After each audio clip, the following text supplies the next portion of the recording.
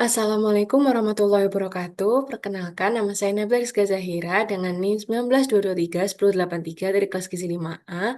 Ingin presentasikan tentang survei konsumsi pangan mengenai neraca bahan makanan Indonesia. Berikut merupakan buku yang saya gunakan sebagai referensi untuk membahas NBM, yaitu buku Neraca Bahan Makanan Indonesia tahun 2022 hingga tahun 2024 dari Badan Pangan Nasional. Apa itu NBM? NBM merupakan tabel yang memberikan gambaran lengkap mengenai penyediaan dan pemanfaatan pangan di suatu wilayah selama periode waktu tertentu. Melalui NBM itu dapat diketahui jumlah ketersediaan berbagai komoditas pangan dan produk turunannya, serta asal penyediaan dan bagaimana pangan tersebut digunakan oleh masyarakat. Nah, tujuan disusunnya NBM itu untuk menyediakan data dan informasi tentang penyediaan atau pengadaan dan penggunaan pangan serta ketersediaan bahan pangan untuk dikonsumsi penduduk dalam bentuk volume, yaitu kilogram per kapita per tahun atau gram per kapita per hari, maupun zat gizi, energi, protein, dan lemak. Nah, berikut merupakan tabel dari komponen neraca bahan makanan. Ini tuh merupakan konsep dari neraca bahan makanan. Nah, di dalam tabel neraca bahan makanan itu ada 9 komponen, yaitu jenis bahan makanan, produksi, stok dan perubahan stok, impor, penyediaan dalam negeri sebelum ekspor, ekspor, penyediaan dalam negeri, pemakaian dalam negeri, serta ketersediaan per kapita. Nah, berikut merupakan jenis sumber daya yang dimasukkan dalam NBM, yaitu ada 9, yaitu produksi, impor dan ekspor, stok, bibit padi dan palawija, industri, konsumsi rumah tangga, besaran dan angka konversi, penduduk, dan komposisi gizi. Berikut merupakan metode penghitungan yang digunakan oleh NBG, yaitu ada 3, yaitu untuk menghitung penyediaan, penggunaan, sama ketersediaan. Berikut merupakan hasil NBM tahun 2022 hingga tahun 2024 mengenai ketersediaan energi, protein, dan lemak secara nasional.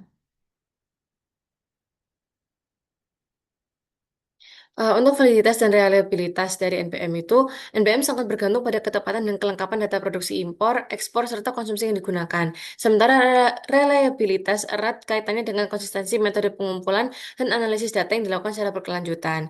Dengan mengikuti standar internasional FAO dan melakukan sinkronisasi data antar instansi, NBM itu dapat memberikan gambaran yang akurat dan dapat dipercaya, sehingga menjadi dasar penting dalam evaluasi ketahanan pangan dan penyusunan kebijakan pangan yang efektif.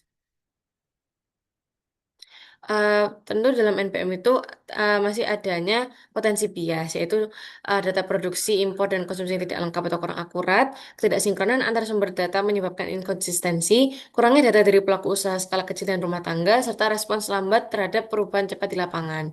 Nah, untuk menanggulangi potensi bias dapat terjadi, untuk menguranginya agar tidak terlalu banyak terjadi, itu terdapat beberapa hal dapat dilakukan, yaitu dengan meningkatkan pelaporan dan cakupan data dari berbagai sumber secara lebih sistematis, sinkronisasi dan pembaruan data secara berkala untuk meningkatkan konsistensi, melibatkan berbagai level pelaku pangan dan memasukkan data konsumsi rumah tangga, dan menggunakan teknologi informasi untuk verifikasi dan monitoring data secara real time. Nah, pada NPM ini tuh terdapat kelebihan dan kekurangan dari metode ini, yaitu kelebihannya merupakan memberikan gambaran lengkap ketersediaan dan penggunaan pangan di wilayah, memudahkan pemantauan produksi impor dan konsumsi pangan, dasar evaluasi program pangan dan kebijakan gizi, dan mendukung proyeksi dan perencanaan pangan strategis.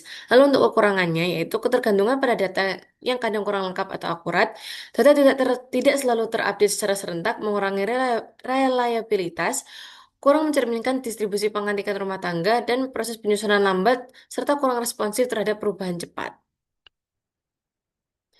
Dari seluruhnya dapat saya simpulkan yaitu NBM merupakan alat penting untuk menilai ketersediaan dan pola penggunaan pangan di suatu wilayah dalam periode tertentu dengan komponen utama meliputi jenis bahan makanan, produksi, stok, impor, ekspor, pemakaian, dan ketersediaan per kapita.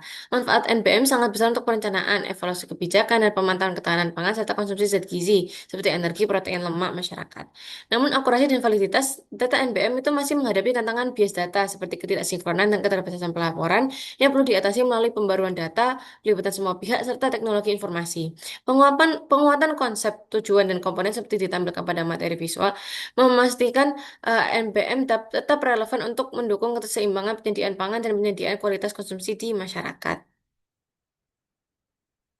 Sekian dari saya, mohon maaf apabila ada salah kata. Wassalamualaikum warahmatullahi wabarakatuh.